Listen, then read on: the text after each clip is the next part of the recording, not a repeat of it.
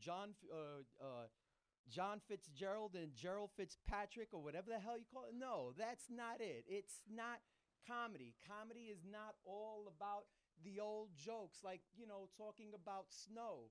Hey, ladies, sex is not like snow. Sex is not like, I'm stuttering. Sorry. Sex is not like, snow. Oh my God. I don't believe I'm doing this. Anyway, let me move it along.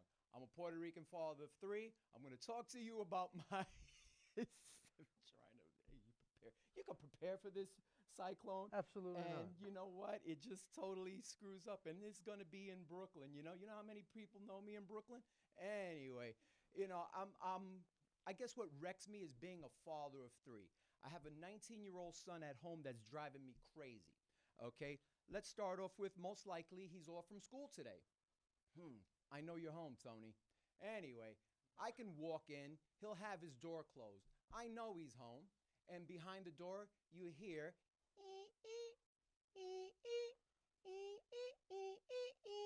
you told me to keep it clean.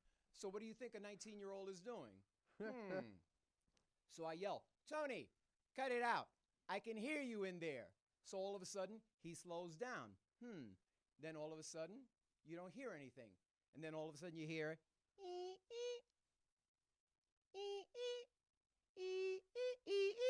Tony, I can hear you. Silence. Okay, I'm used to that. Anyway, what else am I going to talk about? Again, show business is not easy, ladies and gentlemen. I've been doing this for a long time, and I cannot believe what's happening. Cyclone is like, I don't believe this. I got this Puerto Rican coming all the way from Spanish Harlem to do this. And go ahead, laugh, JJ. Hey, that's all right. It's one of those days today. Yeah, because JJ was torturing me over Facebook, with his beloved Seattle Seahawks winning the Super Bowl. Let's give it up a round of applause for his Seattle Seahawks. Hey. And I can't believe I'm still drawing a blank here in Brooklyn. It must be the paint chips that I ate as a kid. It must be, I can blame my mom actually, because when I was a kid, it's not often you could get a railroad set with a third rail. Okay, yes, she gave me that, right? What else am I drawing a blank on today? Okay, I don't believe this. 17 years doing this, and I'm drawing a blank in Brooklyn. 1 minute. So what does 1 minute give me to talk about? Okay, 1 minute. I should have thought about wearing a better shirt. Maybe I should have wore a suit like a guy from,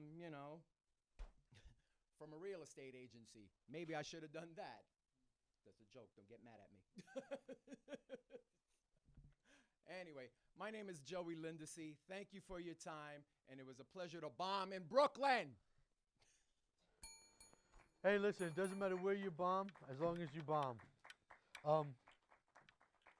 Now, it's been a long day here. Everybody can attest to that. But watch me freak everybody in the control room out right now. I'm going to really freak those people out. Why? Because I want to. And it's my show, and I'm allowed to. You know what? Follow me, camera. Just keep following me. Screw everybody else. Screw the rules. Nasty, my great stage manager, hand me that mic back there.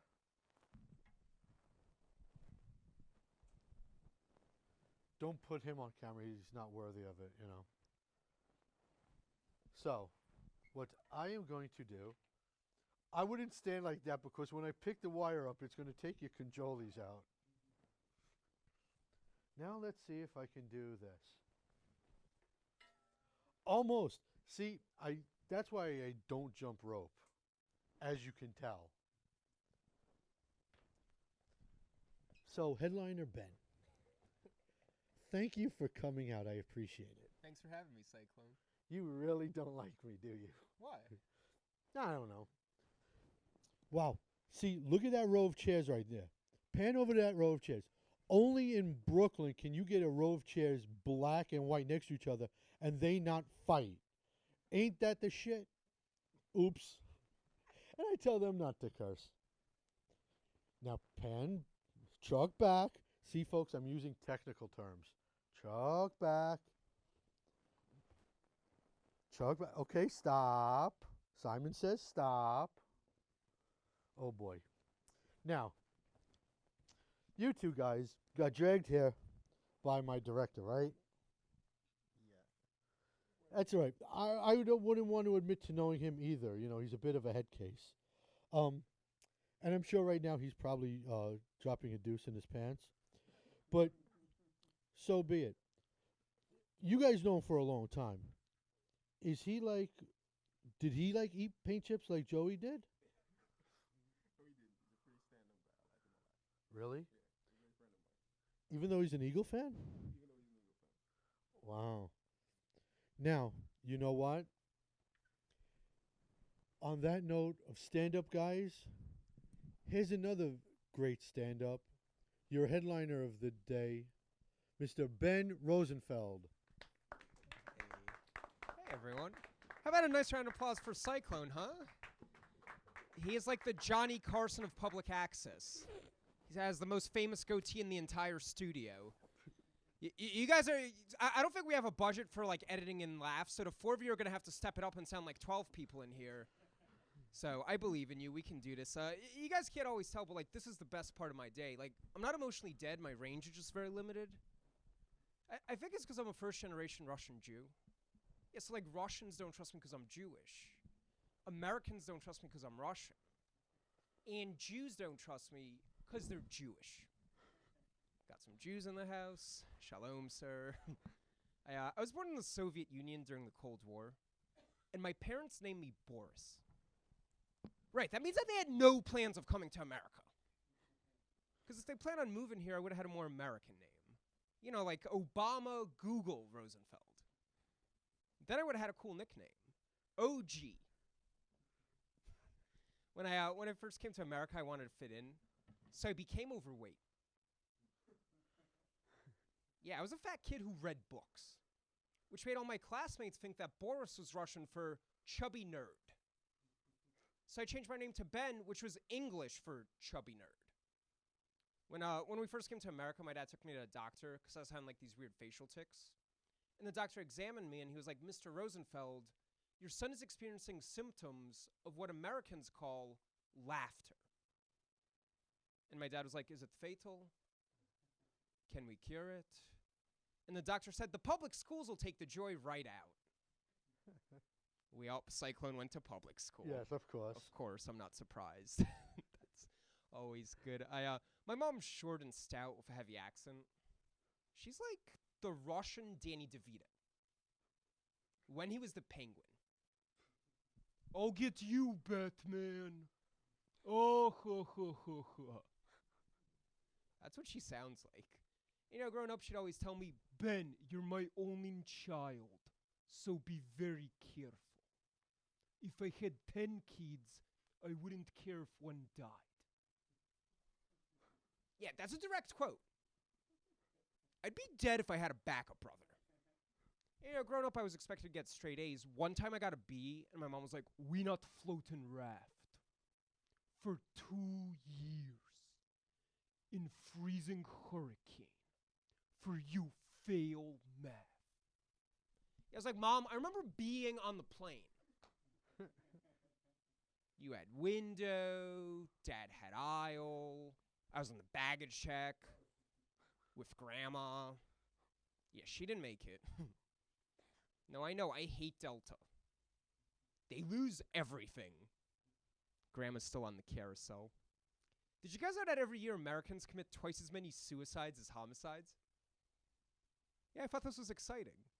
Because this means the next time you're in a dark alley and you hear footsteps, don't look over your shoulder. Just look inside yourself. So yeah, I have these thoughts because like in college I double majored in economics and philosophy. Yes, I know how to make money, I just don't see the point. After that I went to grad school, but I had to quit when it was getting in the way of comedy. Yeah, my mom thought that was my best joke ever. When she realized I was serious, she just said, Niet. First you get PhD. then do it want. Maybe. I feel like you're all confused because you're wondering why my mom has a hunchback. Like when she went to Notre Dame, people ask for her autograph. I don't feel bad. One time I asked how she got it, and she said, "It is from weight of failed expectations. Before you, I was 10 feet tall. Now I wait for death." Yeah, I know. I was like, "Mom, you exaggerate so much, it's scary." And she goes, "That's not scary. Scary is being 50 with comedian for son." I see you're all on her side. Thanks. You know, sometimes after a show, Russian speakers will come up to me and ask me if I'm really Russian. And I'll respond, "We're all going to die." And they're like, "Your story checks out." It's a terrible place. You know, Russia doesn't have any TV game shows, and not only because there's nothing to give away.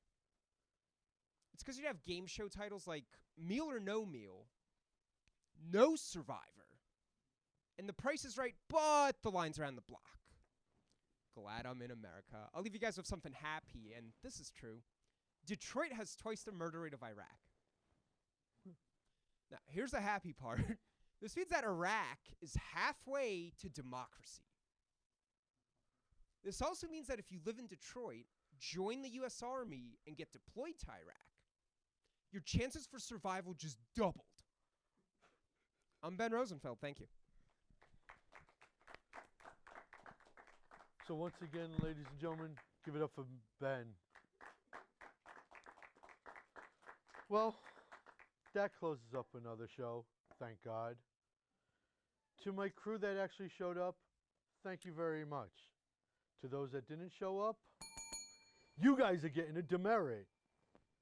By the way, I want to thank my guests. Got to thank a certain company called Tobin Productions for their support. But mostly I want to thank you guys for showing up despite being threatened by your friends and no longer friending me.